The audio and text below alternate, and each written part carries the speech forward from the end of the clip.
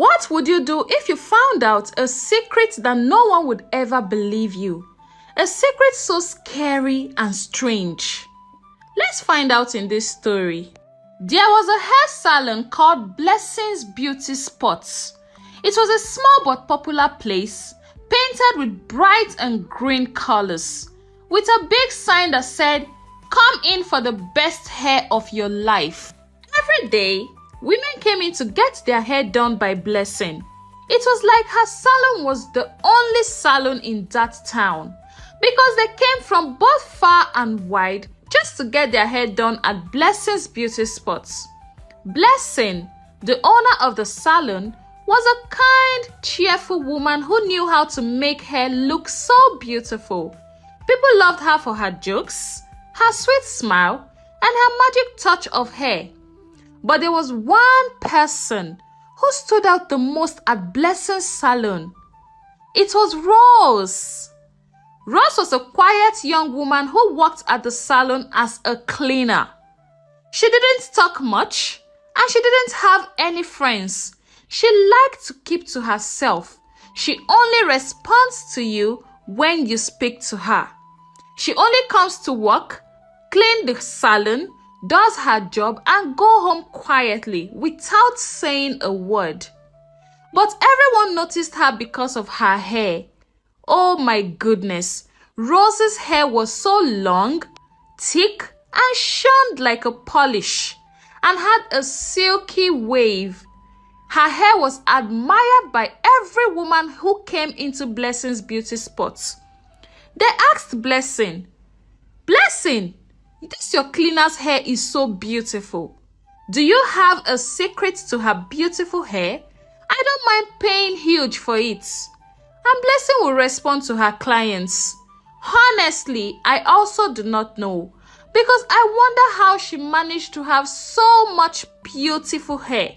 Her hair is so long and beautiful," she will always say to her clients.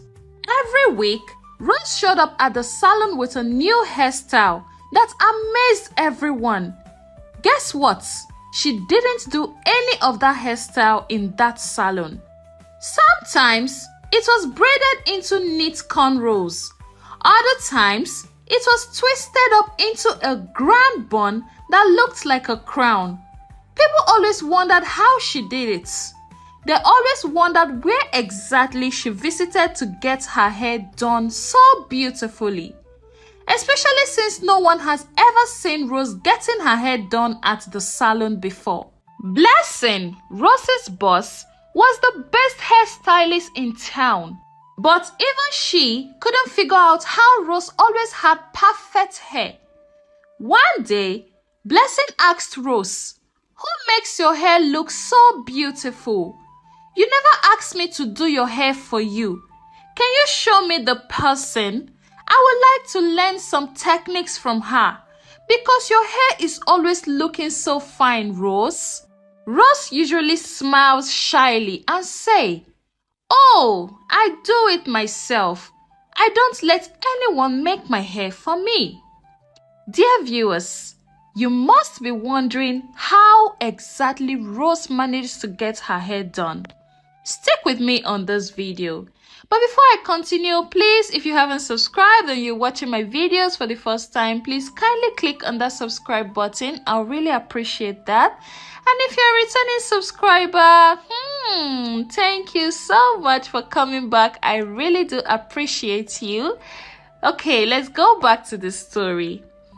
No one could believe it, but Rose never offered any more details about how she managed to get her hair done so beautifully. The other ladies in the salon whispered to each other, wondering how someone who barely spoke could have such an amazing hair skills. Some said, maybe she has a secret hairstylist, but doesn't want to reveal it to us, so no one else will have the kind of hair she has. Isn't she being selfish? Others said, well, it could be true that she made her hair herself, but at least let her teach us how exactly she does it, just so our hair can also look as beautiful as hers. One of the ladies was Tina. Tina was Blessing's niece and worked at the salon during her holidays. Tina and Rose used to be friends when they were little, but as they grew older, things changed. Tina became jealous of how everyone admired Rose's hair. She didn't like how Rose got all the attention without even trying. One day, Tina decided that she was going to find out how exactly Rose makes her hair to look that beautiful.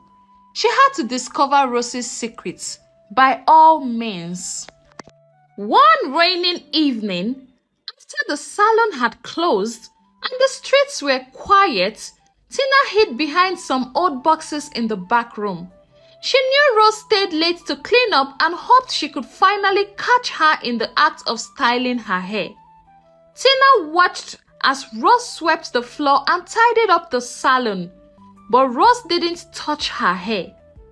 After finishing the cleaning, Rose did something strange. She looked around to make sure no one was watching, then picked up a small old mirror from the back room and went into the storage closet. Tina, curious and a little scared, tiptoed closer and peeked through the crack of the door. What she saw made her gasp. Oh my goodness, dear viewers, she had discovered the secret. Stick with me in this video. Inside the small dark room, Rose was sitting on a stool. She gently placed her hands on her head, and like it was the easiest thing in the world, she twisted her head off her neck. She set her head on her lap and began to braid her hair. Her headless body walked quickly and smoothly, weaving her hair into perfect neat braids. It was an incredible, terrifying sight. Rose's head was on her lap and it had its eyes closed, but her lips were moving, humming a soft, haunting tune that filled the air. Tina couldn't believe her eyes. Her heart pounded and her legs felt weak. She wanted to run away, but she was frozen in place, unable to take her eyes off the strange headless figure. Rose's hands moved like lightning, her fingers twisting and braiding her hair into an elaborate style that no one in the salon could ever match. As Rose's humming grew louder, Tina's fear turned into panic. She accidentally knocked over a small broom that was leaning against the wall. The noise echoed in the tiny room, and Rose's head snapped up, her eyes wide open. Rose's head, still resting on her lap, turned slowly to face Tina, and she smiled, a calm, airy smile that made Tina's blood run cold. "You shouldn't be here," Rose said softly, her voice gentle but filled with a strange haunting echo. Tina stumbled backward, too scared to speak. She watched as Rose calmly picked up her head and reattached it to her neck, as if it was the most normal thing in the world. Rose blinked a few times, stretched her neck and stood up, her hair perfectly styled and her face as serene as ever. Rose walked over to Tina, who was trembling in fear. "No one is supposed to know," Rose said, placing a hand on Tina's shoulder. "It's a family secret and it must stay that way. After all, I only removed my head from my neck just to braid it. It's not like I use it to offend or attack anyone. That is why I am always quiet in the salon, just to stay on my own." Tina wanted to scream, but no sound came out. Rose's touch was cold, sending shivers down her spine. "Go home, Tina," Rose said gently, "And forget what you saw today." Tina ran out of the salon as fast as she could, her heart racing. She didn't stop until she was home, slamming the door behind her. She tried to tell her mom what she had seen, but her words tumbled out in a jumbled mess. No one believed her. They thought Tina was making up stories because she was jealous of Rose. The next day at the salon, Rose acted like nothing had happened. She smiled at Tina, but her eyes held a warning. Tina avoided her, terrified of the truths she now knew. She wanted to tell everyone, but who would believe that Rose could take off her head to braid her hair? I mean, that's not a normal thing.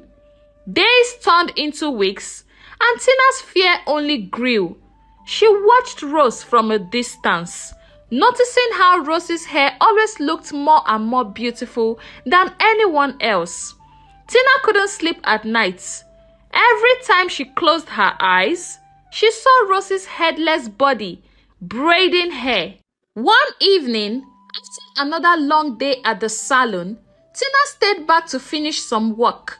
As she was about to leave, Rose came up to her, holding a small wrapped gift. "This is for you," Rose said with a kind smile. Tina hesitated, but Rose insisted. "It's a peace offering. I want us to be friends again." "Look, Tina, I'm not a bad person. I just come from a family lineage where we can actually take off our head from our neck. This kind is very rare, yes, I know, but it's not like we attack anyone. We are not evil, Tina. Please, don't tell anybody this, because I don't want people to start seeing me like a bad person. It's just something I inherited from my family." Tina slowly unwrapped the gift, revealing a beautiful handmade comb. It was decorated with tiny beads and carvings that looked like flowers. It was lovely, but it felt strange in Tina's hands. She looked up at Rose, who nodded encouragingly. Tina forced a smile and thanked her, but deep down, she was still scared. Dear viewers, who wouldn't be scared at such a sight? Would you want to be a friend to someone like Rose? Let me know in the comment section. She took the comb home and placed it on her dresser, unsure of what to do with it. That night, she dreamed of the comb, only it wasn't just a comb anymore. In her dream, it turned into a serpent that silted through her hair, tightening and twisting it until she couldn't breathe. But I think it is because Tina was overthinking. Or what do you think, dear viewers? The next morning, Tina woke up with a start. The comb was still on her dresser, but now she felt it watching her. And if it had eyes, she tried to ignore it, but the uneasy feeling wouldn't go away. Tina decided to hide the comb in a box under her bed, hoping that it would stop the nightmares. And then she sat down and thought to herself, yes, perhaps Rose is not a bad person. Let me visit the salon and talk to her again. When Tina got to the salon, she spoke to Rose and said, "Rose, I have thought about everything you told me the last time we met, and I think I'm still willing to be your friend. Since you said you are not evil and you are not harming anybody, but then I think I understand why you want this to be a secret. Because who would ever believe you that you are not an evil person, that you just have the talent of taking off your head from your neck? I mean, this is something that happens in 1 out of billions of people in the world." And Rose responded, "Tina, thank you so much for understanding me. This is how I was born. It's not like I'm enjoying it. It's just that I can't help it. I am not a bad person. It's just that I don't want people to see me for the wrong reasons. That is why I always keep quiet and refused to make friends. And Tina said, "It's okay, Rose. I understand you, and I am willing to keep this secret with you." And Rose thanked Tina for her understanding, and they became friends, and they continued to work together at Blessing's salon. Rose was willing to teach Blessing how to make beautiful hairstyles, and she told Blessing, "Hey boss, I am willing to teach you how to make beautiful hairstyles like mine." Blessing was excited because her customers have been asking about Rose's hairstyles, and Rose taught Blessing all of the techniques she knew in making hairstyles that are as beautiful as hers. And Blessing remained the best hairdresser in town. Her techniques improved and she had more and more clients. Rose and Tina became best of friends and they were happy for the longest time. And that was how this story ended. Now, the moral of this story is some secrets are not meant to be discovered. Curiosity can lead you to dark places, and sometimes it's better to leave things the way they are. Be careful what you wish to know, for some truths are too strange and scary to handle. Secondly, friendship is built on trust, and sometimes that means helping each other keep secrets. A true friend respects your privacy, understands the importance of confidentiality, and stands by you during challenging times. The strength of friendship is not just in keeping secrets, but knowing when to support each other through honesty and care. Thank you so much for listening to this story. My name is Onyi of Onyi Stories and Folktales, and please, if you haven't subscribed, kindly click on the subscribe button. Be a part of my growth. I would really appreciate that. And if you watched to this very end and you can still hear my voice right now, thank you so much. I do not take your support for granted. I really appreciate you. See you in my next video. Bye bye. Amma lived a life that was envied by many people. She was married to Mike, a successful businessman who seemed to have it all: money, power, and a beautiful family. Together, they had a 6-year-old child who was the joy of Amma's life. Their home was grand, filled with everything anyone could ever wish for. But behind the smiles and the perfect picture of wealth and happiness, there was a secret that will soon shatter Amma's world. Dear viewers, indeed, all that glitters is truly not gold, right? Keep on watching the story. One sunny afternoon, Amma was cleaning up the living room. Mike had just returned from a trip, and his cross bag was lying on the floor, looking out of place. As Amma picked up the cross bag, something small and white fell out of the bag. Amma bent down and picked up the packets. Her heart dropped when she saw what it was. Condom! An abortion pills! Amma's mind went blank. She stared at the pills, unable to believe what she was holding. She hadn't been pregnant since their child was born, and she knew these pills were not hers. Who could they be for? She wondered. Who was pregnant? Who was trying to hide this? Amma's thoughts turned dark, and her heart filled with fear and suspicion. Mike had always been busy with work. He traveled a lot, came home late, and was constantly on his phone. Amma had never questioned him before because he was a good provider. He made sure everything they wanted was in the house. But now, holding those pills and the condoms, everything felt different. Amma's mind went to Amara, their house help. Amara had been with them for 3 years. She was young, attractive, and Amma had always treated her with kindness, almost like a sister. But now, Ama couldn't help but think, was Amara the one Mike was cheating on her with? Was Amara pregnant? Ama's suspicion grew stronger every day. She watched Mike and Amara closely, looking for any signs of a secret between them.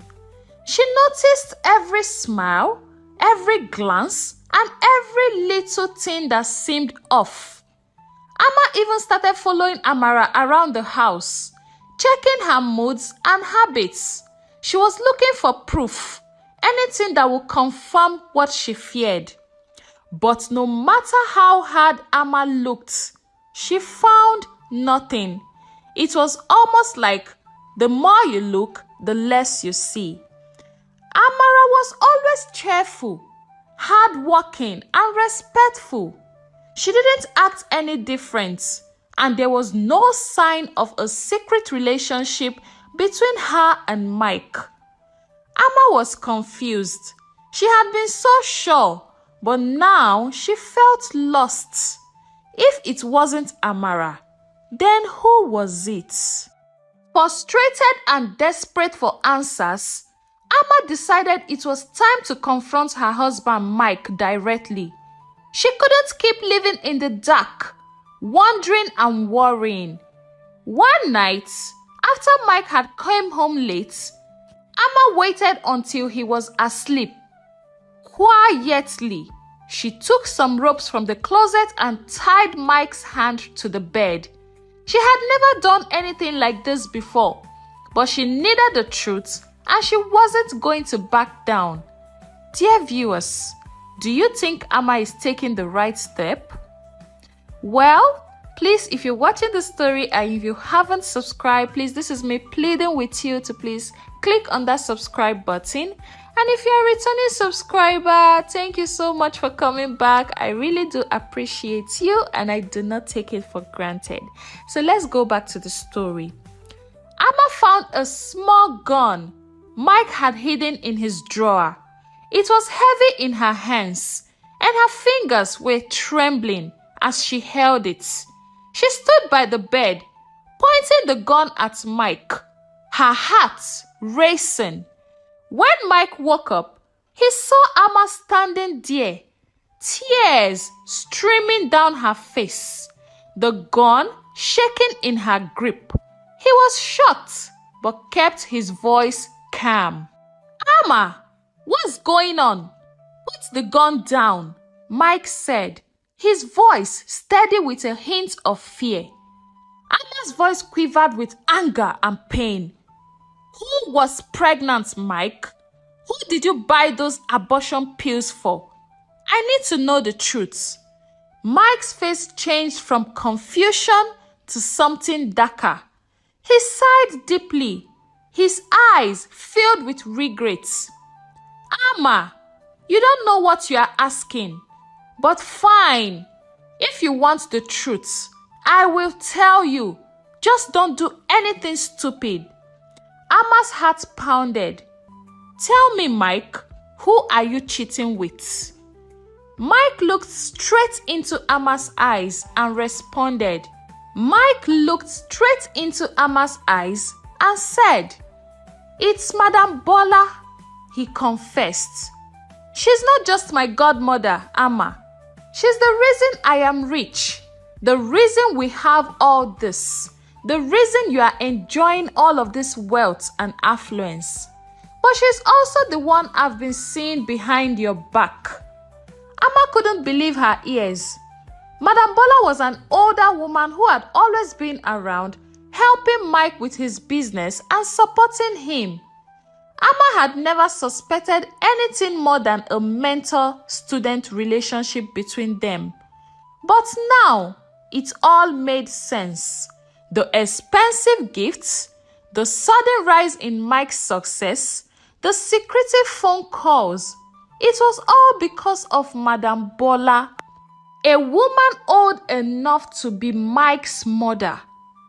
But why Mike? Why her? Ama's voice cracked as she spoke. We have everything.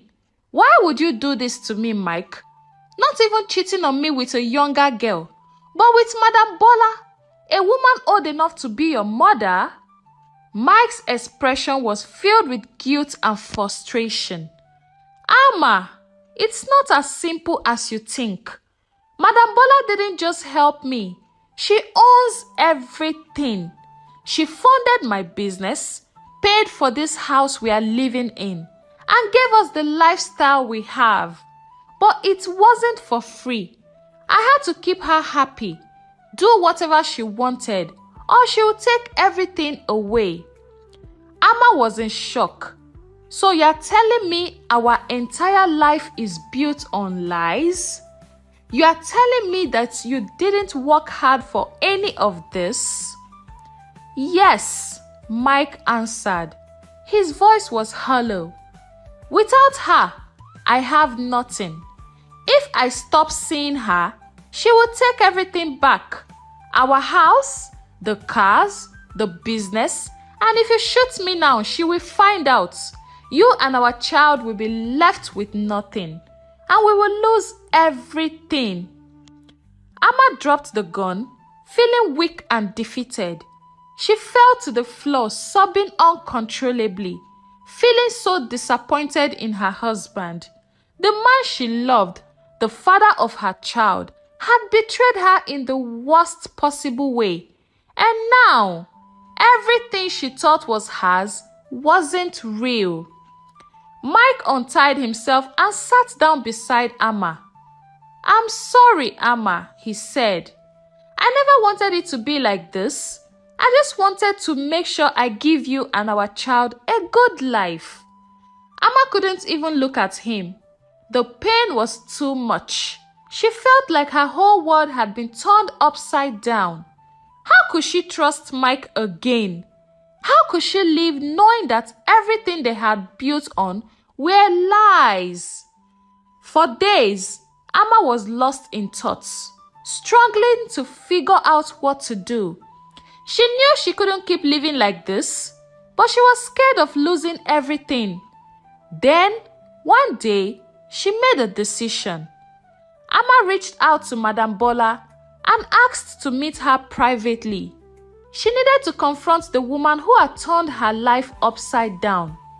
When they met, Amma was nervous but determined. Madam Bola was surprised to see Amma standing before her, looking strong and unafraid. Amma explained that she knew everything and asked Madam Bola to let Mike and her family go. She pleaded, not for wealth or luxury, but for the chance to rebuild their lives honestly. Madam Bola listened carefully, her expression thoughtful. She admired Amma's courage and determination to protect her family. After a long silence, Madam Bola agreed on one condition. Mike must submit all the things he has built, down to his house, his cars, and everything that has made him successful. He could no longer rely on her for money or support. Mike accepted the challenge. He worked hard to start his own business, this time without Madam Bola's influence. It wasn't easy, and there were many tough days, but Mike kept pushing forward. Amma supported him every step of the way, and slowly they began to rebuild their lives from the ground up. It took time, but Mike learned to stand on his own and stand on his feet. Amma found her own strength too. She started a small business selling clothes and accessories, contributing to the family in a way she had never done before. They downsized their lifestyle, sold their properties, and moved into a smaller and more modest home. But they were happier because this time, everything they had was truly theirs. And they lived happily ever after, building their success until they became wealthy on their own.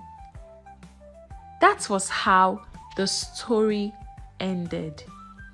Now, the moral of this story is, True happiness and success comes from honesty, hard work, and integrity. Building your life on lies and deceit may bring temporary wealth, but it can destroy everything you hold dear. Trust, once broken, takes time and effort to rebuild, and it's never too late to start over and choose the right paths. Facing your mistakes and working to make things right is the first step towards healing a brighter future. Thank you so much for listening to this story. I hope you were encouraged and inspired. My name is Onyi of Onyi Stories and Folktales, and please, if you haven't subscribed, kindly click on this subscribe button, turn on the notifications so when I post more interesting stories, you'll be the first to get them. And if you're a returning subscriber, thank you so much. And if you listened to me, like you can still hear my voice to the very end, like right now, thank you so much. I do not take your support. What would you do if the very people you trusted turned out to be the ones who betrayed you the most? Tariro is a young, beautiful girl who lives with her grandma, Mama Zue. Mama Zue treated her with so much love that she never felt the absence of her parents who had died in a car crash long time ago. Unfortunately, Mama Zue, Tariro's grandma, also died, and she was left with no other choice than to live with her aunt who lives far away from the village. Her aunt was so harsh with Tariro. She treated her with so much hate and disdain. She maltreated her so much with little or no food. Every night, Tariro cries to sleep. One morning, Tariro woke up feeling the sharp pains from the cuts she sustained while being forced to chew on broken pieces of plates the night before. She had cried herself to sleep, begging for her late grandmother's spirit to take her away from this life. The loneliness, the neglect, everything weighed heavily on her. It was another bad day for the 15-year-old girl. Her sleep was abruptly interrupted by cold water splashed on her face by Auntie Mady. "Are you still sleeping at this hour? You should be grateful my husband saved you last night, or you would have spent the night outside," Auntie Mady yelled. Tariro had grown used to the constant yelling, and in the few days she has been in Auntie Mady's home, the harsh words didn't sting as much as it was anymore. But her body ached from the fever brought on by her injuries. She struggled to get up, wiping the sleep from her eyes with the back of her hands. "Good morning, Auntie," she greeted softly, but Mady only stood there with her hands on her hips, ignoring the greeting as Tariro tried to walk past her. "Come back here, you fool!" Mady's voice cut through the air like a whip, freezing Tariro into her tracks. She turned back, her heart was pounding, wondering what her new torment was for the day. What a life, dear viewers. "What's good about this morning? Did I ask you to greet me?" Mady spat out. Her tone was sharp. "But that's not why I called you back. Sit down. I need to talk to you." Her voice was sharp. But Tariro couldn't shake the feeling of dread creeping up her spine. She sat down slowly, bracing herself for the worst. "You think I brought you into this house to just eat my food and do nothing?" Auntie Mady continued, her tone laced with contempt. Tariro's mind raced, trying to grasp what her aunt was talking about. She had no idea why she had been brought to this house in the first place. "I brought you here to satisfy my husband's needs," Mady finally said, her words hanging in the air like a curse. Tariro looked at her confused. She couldn't understand what her aunt meant by satisfying her husband's needs. What did that even mean? She thought to herself. "You are going to be his second wife," Mady explained, as if she were talking about the weather. "Your job is to give us children. After that, you can leave. Tariro's heart stopped. You mean I'm to be your husband's wife, auntie? And gave him children? She asked. Her voice was trembling. Yes, Maidie confirmed with a nod. She said to Tariro, you are 15. Your mates are already in their husbands' homes. You need to decide. Either you do what I ask or you go back to living on the streets. After all, I am the only family you have. There is nowhere else for you to stay. So, you have to satisfy my husband's needs and give me children. You know I have been in my husband's house for years without children. So you are going to be the tool I will use in getting children for my husband, Tariro. You have no choice in doing this. Tariro felt her world crumbling. But I'm too young, auntie. I'm only 15. Besides, children are a gift from God, not something I can give, she said. 15? And so what? You don't know your mates are already married?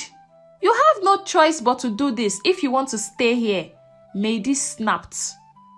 Tariro was left alone to think, her mind a whirlwind of fear and confusion. Oh, poor child. She was just a child, forced into decisions no one her age should ever have to make. She had no one to turn to, no one to save her. Her grandmother was gone and her parents were gone, and the streets held even more terrors than this house. What could she do? Later that evening, Tariro, still numb from the shock, approached Auntie Maidie. Auntie, I have accepted to become a second wife to your husband, she said, tears welling up in her eyes. Maidie nodded, satisfied. Good girl. Now go and take a bath. I will give you something special to wear tonight, she said, her voice dripping with false sweetness. Tariro bathed and dressed in the clothes Maidie gave her. Excited at the thought of new clothes, she didn't understand what was truly happening, thinking it was all part of some strange celebration. As the night fell, Maidie's husband Shingirai returned home. Maidie greeted him with a smile, but Shingirai looked confused. I prepared Tariro for you, Maidie said, and her smile widening.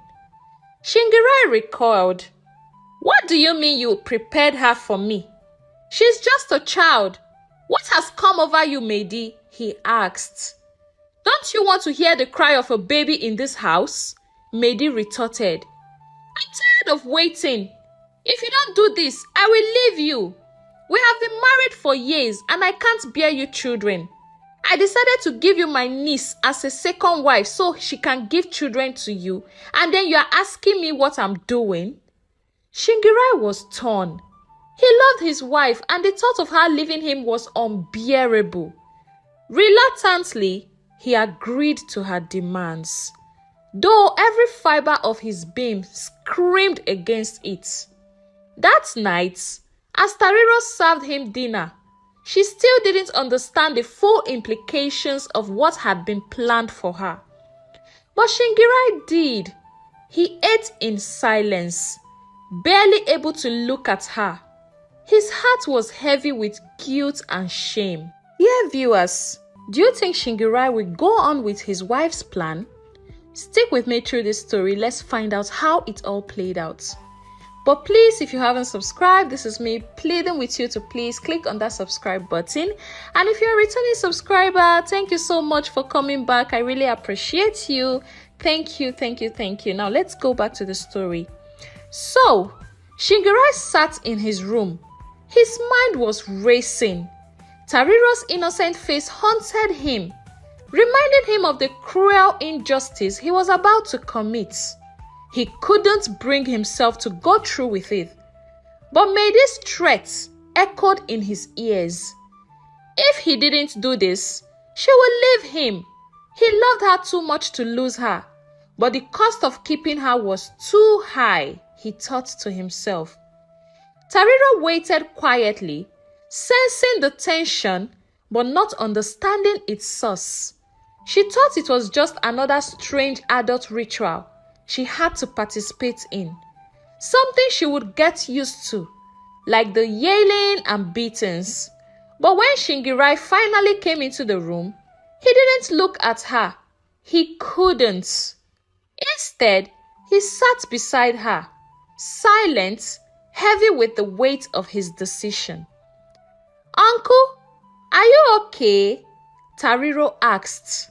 Her voice was small and filled with concern. She had seen that look before on her late grandma's face. Shingirai sighed deeply. "Tariro, you don't understand what's happening here, do you?" She shook her head, confused and frightened. "No, uncle, I don't." He reached out and took her small hand in his. His heart was breaking at the innocence in her eyes. "You are just a child," he said, more to himself than to her. "This isn't right." At that moment, he made a decision. He couldn't go through it. He went back to his wife, Mehdi, and said to her, "Mehdi, I cannot go on with this your plan. Oh. I cannot be with a girl that is old enough to be my daughter. I'm supposed to be her father, a father figure in her life, not a husband. If you want me to get a second wife, definitely not Tariro." And Mehdi started shouting, "Stupid man, useless man, you have no plans for yourself at all.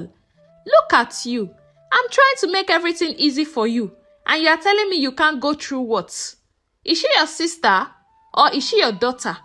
She is my niece, and I am telling you that I'm ready to give her to you as a second wife. Let us use her to get children. Look at this man, oh, somebody that I'm trying to help." And Mr. Shingirai said, "Mehdi, I cannot go against my heart. My heart is not accepting this one at all." And Mehdi said to him, "Do your worst, but I don't want to hear you saying you need children again. Oh. I have done my best. After all, what is she even doing in this house? She's just here doing nothing. So why don't we use her to make babies?" Shingirai left the house angrily. And then he secretly went to a social worker's office and told them that he had a child that needs to be with them. The social worker listened to Mr. Shingirai's story and decided to come carry Tariro to their office, then look for a place where she can stay and have a peaceful life. And the next day, the social worker arrived at Mr. Shingirai's house and took Tariro. As Shingirai watched Tariro live with the social worker, he felt a heavy weight lift off his shoulders. But a deep sadness remained. He knew he had done the right thing, but it didn't erase the pain in his heart or the uncertainty of what would happen next with Mehdi. Days turned into weeks, and the house felt emptier without Tariro's presence. Mehdi struggled with guilt and regret, and her relationship with her husband Shingirai became strained. They barely spoke, both lost in their own thoughts, trying to come to terms with the consequences of her actions. One evening, after one silent dinner, Mehdi broke down in tears. "Shingirai, my husband, I'm so sorry," she sobbed. "I was so desperate for a child that I lost sight of what was right. I pushed you into something terrible, and now I fear we will never be happy again.